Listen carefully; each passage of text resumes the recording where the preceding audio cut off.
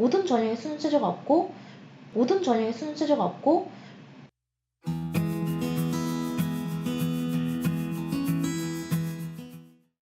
안녕하세요. 입시 읽어주는 여자입니다. 오늘은 명지대학교에 대해서 알아볼 건데요.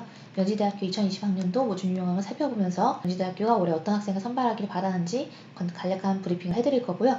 또 이제 지금 편집자분들과 또 이제 내부 회의를 통해서 얘기가 나온 게 그 경쟁률 분석을 좀 해달라고 얘기가 나와서 지금 어제부터 동덕여대랑 덕성여대의 경쟁률 비교를 통해서 올해 어떤 경쟁률이 도출될 것이다라는 이제 예시들을 올리기 시작했어요. 이제 경쟁률 예측에 대한 부분은 회사의 노하우가 워낙에 많이 들어간 부분이라서 이런 부분은 나중에 비공개로 처리가 될 수 있으니까 이런 부분 좀 소장하고 싶으신 분들은 따로 이제 유튜브 클릭해가지고 소장하기라든가 이렇게 처리하시면 될 것 같아요.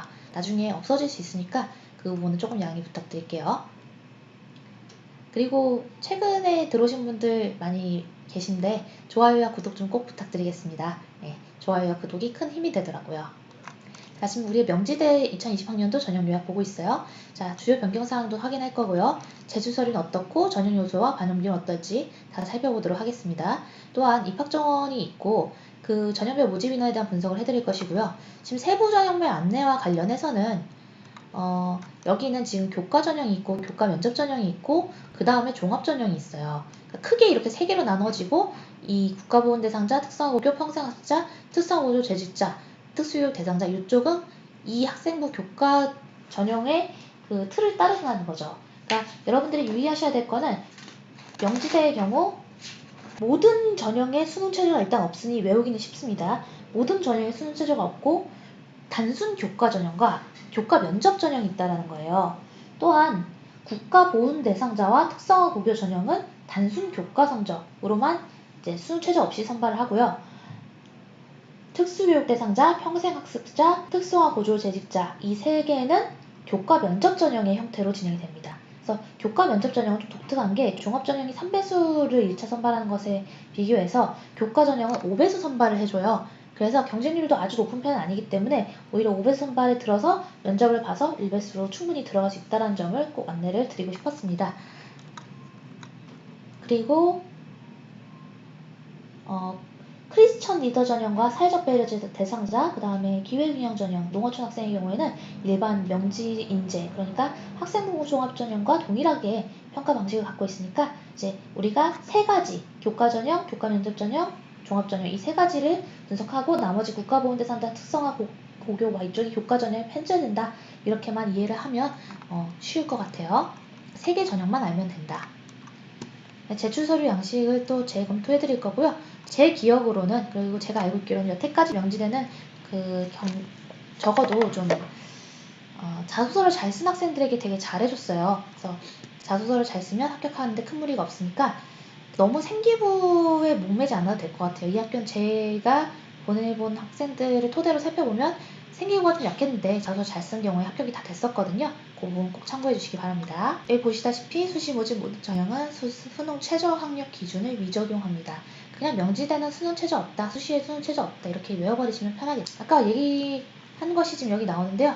교과 성적으로 일괄 교과 100으로 뽑는 게 307명이라 상당한 인원수예요.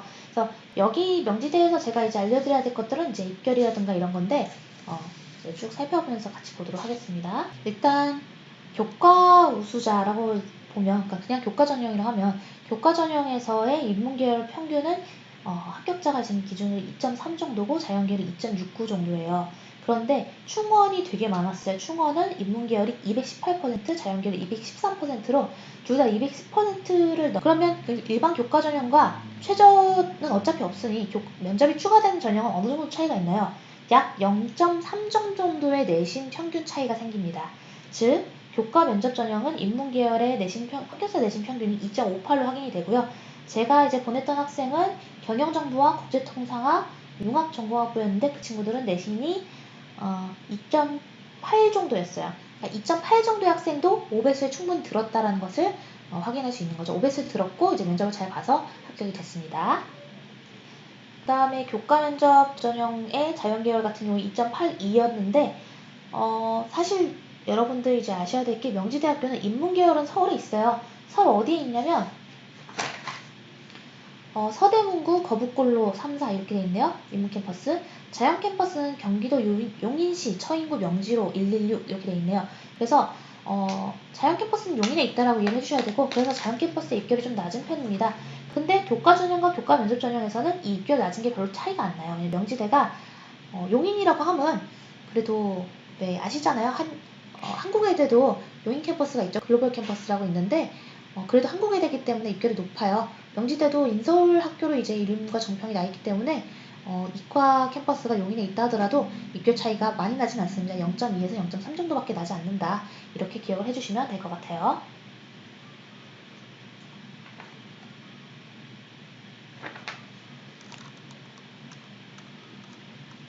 네, 명지제 전형으로 지금 712명 선발하는데 여기 말씀드린 크리스천 리더, 사회자, 기균, 농어촌은 이제 다 똑같은 방식으로 이제 채점하기 때문에 요거 하나만 알면 된다는 거죠.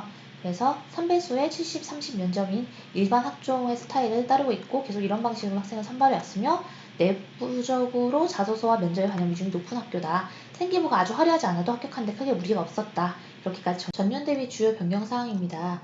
지금 농어촌 학생 전형을 교과에서 종합으로 변경했고요. 특성화고등학교 졸업 제지자 전형을 학종에서 교과로 지금 바꿨어요. 근데 이거는 좀 의아합니다. 왜냐면 솔직히 특성화고등학교 졸업 제지자 전형은 학종으로 하는 게 맞지 않나요? 이미 벌써 학교를 떠난 지도 오래됐고 회사열로 3년을 굴렀는데 내가 고등학교 때 교과가 어땠는지로 선발한다는 거는 굉장히 의아한 부분입니다. 잘못한 것 같아요, 저는. 그다음에 전형 방법 변경을 보시면 실기라서 이건 넘어가고 지원 자격 변경 보시면 지금 학종을 원래는 3쌤까지만 할 수 있었는데 졸업연도 제한을 폐지합니다. 보통 이런 경우에는 더 사람이 몰릴 거라고 하는데 이 졸업연도 제한 폐지 자체는 교육부의 권고사항으로서 대부분의 대학에 다 적용이 된 거기 때문에 그냥 그렇구나 정도로 이해하셔도 될 것 같아요. 왜냐면 이게 만약 여기만 폐지했다 그럼 여기에 몰리겠지만 전체적으로 폐지했기 때문에 크게 몰리거나 그런 일은 없을 것 같습니다. 실기 전형의 자소서와 실적 증빙 자료가 실적 증빙 자료만 남고 자소서 폐지가 되었습니다. 제출 서류 요약은 간단합니다. 그러니까 특이사항 있는 것만 보여드릴게요. 종합지원에서는 요 명지인재부터 농어촌 학생 중에서 한 개만 쓸 수 있습니다. 좀 독특한 게 어떤 학교는 농어촌 학생이 명지인재 전형과 같은 그냥 일반 학종을 동시에 쓸 수 있는 학교도 있어요. 그러니까 이런 모집 요강을 꼼꼼히 보셔야 되는 겁니다. 그래서 이 안에서는 한 개만 쓸 수 있다는 거 기억하시고요. 농어촌 학생이라 하더라도 명지인재 전형을 썼다면 농어촌은 지원할 수 없게 되는 겁니다. 또한 요 내에서는 최대한 6회를 지원할 수 있다고는 하는데 실제적으로는 6회를 다 지원할 수 있는 학생은 없겠죠. 그러니까 최대화하면 일반 학생 기준으로 내가 특성화도 아니고 그냥 일반 고등학교라면 교과 성적, 교과 면접, 명지인재 이렇게 3개를 지원할 수 있게 되는 것입니다. 그 다음에 대부분의 제한들이 폐지되고요. 졸업연도 제한은 앞으로 계속 다 폐지될 거라고 보시면 되세요. 그 다음에 교과 성적과 관련해서 지금 특성화고가 검정고시나 해외고는 교과 성적이 없으니까 못 쓴다고 봐야 되고 특성화고 자체는 교과 성적이 있지만 이거는 이제 일반 학생과 동등하게 경쟁하기 어렵다라는 점에서 이렇게 처리를 합니다. 교과 면접 전형에선 그런데 특성화고나 검정고시나 해외고를 전부 다 쳐주고 거기에 이제 대응하는 비교 내신을 넣어준다라는 거죠. 독특한 점이죠. 요거 체크하시고요. 여기 해당하시는 분들은. 또한 명지인재 전형으로도 특성화고, 검정고시, 해외고 전형 모두 다 쓸 수 있다는 점 체크해 주셔도 좋을 것 같습니다. 대신에 여기 보시면 그 학생부 산출 가능 학기를 요구하고 있기 때문에 반드시 보셔야 하고 모든 전형에는 학교생활기록부가 제출되며 교과란 단어가 붙는 전형에는 자소서가 없고 학종이란 단어가 붙는 전형에는 모두 자소서가 있다. 또한 지원 자격 증빙 서류는 이제 일반 전형에는 없고 특수 전형에는 있다. 이렇게 기억하시면 되시겠습니다. 보시면 지금 교과 전형과 교과 면접 전형 다르다라는 점 말씀드렸고 교과 전형은 그냥 원서 내놓고 쭉 기다리면 돼요. 이런 전형들은 충원율이 200% 정도고 교과 면접 전형의 충원율은 좀 높은 편이 아니었습니다. 작년 같은 경우에는 교과 면접 전형의 경우에 충원율이 인문계열의 경우 70%, 자연계열의 경우 71%로 그냥 70%로 보시면 되는데 70%가 많은 게 아니에요. 그냥 교과 면접 자체에 배정된 인원수가 적다 보니까 그리고 명진제 같은 경우에는 충원율이 작년에 한 인문계열은 한 57%, 자연계열은 92% 정도로 충원율로만 보면 자연계열은 조금 더 학생부 종합전형에서 많이 충원됐다는 걸 확인할 수가 있습니다. 또한 내신 같은 경우도요. 제가 아까 말씀드릴 때 교과 전형은 인문계열 2.3, 자연계열 2.69, 교과 면접 전형은 인문계열 2.58, 자연계열 2.82로 약 0.3점 정도 차이 난다고 했는데 거기에서 지금 학생부 종합 전형은 교과 전형과 1 정도 차이 난다고 생각하시면 되세요. 그래서 교과 전형과 비교했을 때 인문계열이 지금 3.43, 자연계열의 합격자 평균이 3.56으로 여기에다가 표준 편차 0.57 정도를 감안하시면 됩니다. 그러니까 4등급도 합격하는데 크게 무리가 없었고요. 제가 이제 명지대 4등급 학생들 학종으로 많이 합격을 시켰어요. 그 학생들 생기부 별다를 거 없었고요. 자소서 잘 쓰고 그 다음에 면접을 잘 봐서 이제 일배수 합격이 된 거죠. 예비번 없이 다들 합격을 했었으니까요. 그러니까 생기부가 크게 중요하지 않았던 걸로 확인해 저의 입시로는 됐다라는 거. 여기에서 이제 좀 중요해지는데 모집 인원 분석을 좀 해드리겠습니다. 모집 인원 분석 누누이 얘기하지만 우리가 봐야 될 전형은 여기 교과 전형, 교과 면접 전형, 명지인재 전형 각종 이렇게 딱 3개인데요. 이 3개 전형에 대해서 인원 배분율을 확인해 보면 어떤 학생을 더 선발하기 원하는지를 확인할 수 있다. 예를 들어서 지금 국어국문학과의 경우 교과 성적 우수자가 가장 적고 교과 면접이 5명, 명지인재 11명인데 국어국문학과는 명지인재 위주로 선발하기 원한다는 걸 확인할 수 있고요. 그런데 영어영문학과의 경우에는 교과 성적 좋은 애들을 많이 뽑으려고 한다. 그래서 이쪽이 비중이 높고 그 다음에 교과 면접 한 10명 정도 이제 학종 전형 21명 정도를 선발한다는 걸 확인할 수 있습니다. 이렇게 내부적으로 그 학과가 어떤 학생들을 선발하기 원하는지를 숫자를 보면서 어느 정도 가늠을 해볼 수 있다는 거죠. 참고로 교과 성적의 경우 100% 돌아도 200% 돌아도 2명 뽑는데 200% 돌아봤자 추합이 4명입니다. 그래서 저는 차라리 교과 면접 전형을 쓰거나 그냥 학종을 쓰라고 하고 싶어요. 그리고 최근에 교과 성적과 교과 면접이 양쪽 다 인원수가 좀 줄었기 때문에 여기 있는 경영학과를 제외하고는 나머지 학과는 다 인원수가 굉장히 창렬합니다. 그래서 저는 명지대 경영학과 정도, 그 다음에 국제통상 정도만 검토를 하고 다른 학생들한테는 올해는 명지대를 많이 지원시키지 않을 것 같아요. 보시면 지금 평생학습자나 특성화고졸 재직자 전형만을 위한 학과가 따로 있습니다. 여기 있는 미래융합대학에 있는 창의문제, 사회복지, 부동산, 법무행정, 심리치료, 미래융합경영 이렇게 나오네요. 네, 그리고 용인 캠퍼스 관련해서 이제 보시면 역시 인원수는 30명 선발하는 컴공이 가장 많고요. 그 다음에 또 30명 선발하는 정보통신공학과가 있네요. 이 2개 학과를 좀 잘 비교하시면 좋을 것 같고요. 그 다음에 전기공학과, 전자공학과가 나눠져 있으니까 본인이 근데 좀 독특한 점을 보시면 지금 전기공학과는 교과 성적이 4명인데 전자공학과는 교과 성적으로 16명 선발해요. 그래서 이 교과 성적 우수자로 전자공학과를 공략해보는 것도 성적이 된다면 한번 해볼 수 있는 접근이라고 생각이 듭니다. 인원수의 배분율을 꼭 봐야 된다 이렇게 기억을 꼭 해주시길 바랄게요. 요거 하나 짚고 넘어갈까요? 전공자격학부는 2학년 진급시 학과를 반드시 선택해야 합니다. 인문계열의 경우는 인문캠퍼스 소속의 학과를 선택해야 하고요. 다만 이제 인기학과인 디지털 미디어 학과는 13명, 경영학과는 24명까지 선택이 가능하고 그런 점을 좀 체크해서 성적을 좀 올리셔야 될 거예요. 그 다음에 자연캠퍼스는 공과대학 소속의 학과를 선택할 수 있게 돼 있으면서 이제 인기학과인 전자공학과는 20명까지만, 컴통학과는 20명까지만 선택하도록 해놨습니다.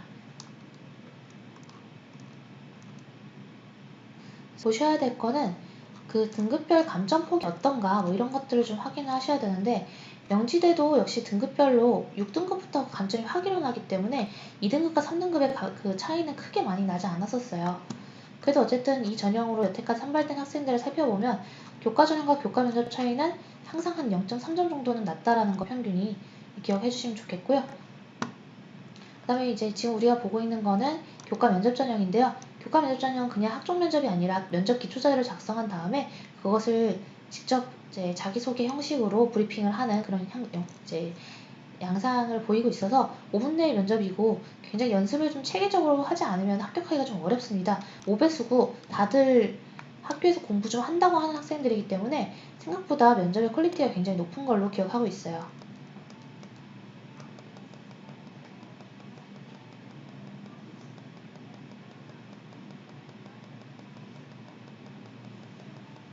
네, 명지인재 전형 한번 다시 볼까요? 명지인재 전형은 말씀드린 컴퓨터공학과와 정보통신공학과의 경쟁률의 비교를 좀 짚어가면서 보시면 좋을 것 같다라고 말씀을 드렸고요. 국제통상학과랑 경영학과 쪽도 좀 눈여겨보시면서 이 전공자격과 융합전공자격부 두 개를 나눠놨으니까 이쪽도 꼭 체크를 하시면 좋을 것 같다. 두 개가 다른 점이 이렇게 나와있죠. 그러니까 전공자격부는 인문과 자연 중에서 나눌 수가 있다라는 거고요. 융합전공학부는 인문만 이렇게 가능한 것 같네요. 그래서 그 부분 두 개의 차이점을 고려하셔서 하시면 좋을 것 같습니다. 그리고 여기는 역시 전공적 합성을 가장 많이 보고요. 그 다음 우리가 볼 거는요. 자소서의 스타일이에요. 봐도 학점 발인 평가하는 건 각 대학별로 다 동일하고요. 어느 영역을 평가한다라는 것도 다 나와 있는 것이기 때문에 이 학교의 스타일을 딱 인수해 놓고 자기 생기부를 채점해 보시는 게 제일 빠릅니다. 또한 이거 5% 미만이고 추천서의 경우는 20% 미만이고 이것도 여러 번 얘기한 거라서 중복이라 얘기 안 할 거예요.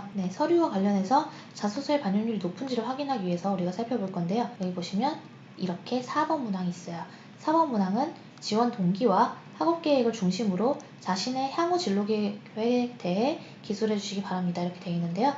명지대는 보시다시피 4번 문항이 있고 천장학 기술을 해야 되고 자소서의 내부적 반영 비율이 높고 면접의 반영 비율이 높다. 이렇게 기획을 하시면 될 것 같습니다. 그러면 다음 동영상에서는 명지대학교의 입결과 그다음에 이제 경쟁률 이런 쪽을 좀 더 분석을 체계적으로 해보도록 할게요. 그러면 다음 동영상에서 만나요. 안녕.